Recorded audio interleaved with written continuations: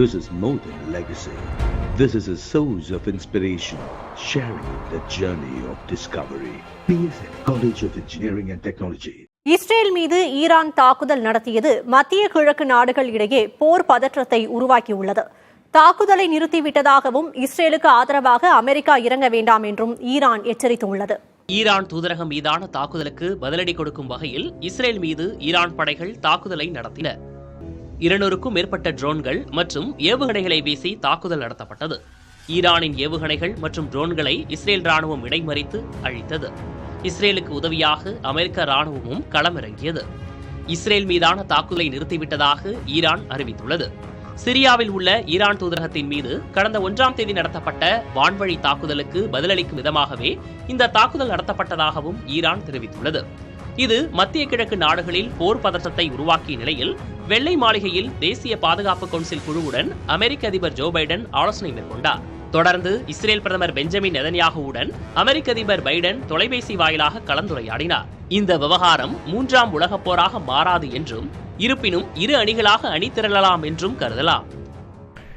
இந்த 3ஆம் உலகப் போர் அப்படிங்கிறது உலகமே திரண்டு வந்து 2 அணிகளாக இருந்து போரில் இணைந்து செயல்படுவாங்க அப்படின்னு நினைக்கிறது, அந்த மாதிரி ஒன்று நடக்கிறது வாய்ப்புகள் வலுக்குறைவு. ஆனால் இப்போ என்ன நடக்கும் அப்படின்னா, நாடுகள் அணி திரண்டு வர்றதுக்கான வாய்ப்புகள் நிறைய இருக்குது.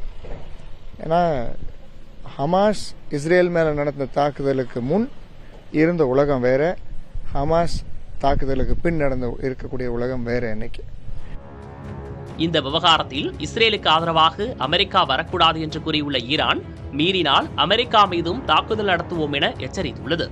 இது உலக நாடுகளிடையே பதற்றத்தை ஏற்படுத்தியுள்ளது.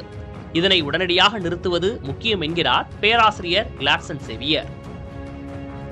போர் அப்படிங்கிறதே இந்த மாதிரி ஆயுத போர் அப்படின்னு சொல்லும்பொழுது, ஆயுத போர் கண்டிப்பாக பல்வேறு நாடுகளுக்கு ஒரு நாசக்கேடான ஒரு விஷயமா தான் இருக்கும். ஆனால் ஒரு சில நாடுகள் இதை வாங்குறவங்க விற்கிற நாடுகளுக்கு நல்லதாகவும் அமையுது. அப்போ உலக பொருளாதாரத்தை பாதிக்கக்கூடிய விஷயங்கள் நிறைய நடக்க போது இந்த போர் தொடர்ந்துச்சுன்னா. அதனால தான் இதை இந்த வருமுன் காப்பும் திட்டம் அப்படிங்கிற மாதிரி சொல்றதை விட இப்போ வந்துருச்சு, வந்த உடனே காக்கிறது எப்படி அப்படிங்கறத பார்க்கறது ரொம்ப முக்கியமா இருக்கும்.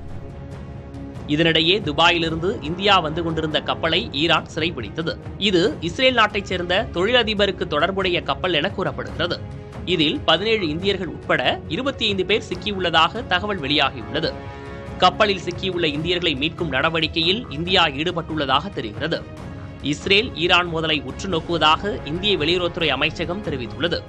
இரு நாடுகளிலும் உள்ள இந்தியர்களுடன் தூதரகங்கள் தொடர்பில் இருப்பதாகவும் வெளியுறவுத்துறை தெரிவித்துள்ளது.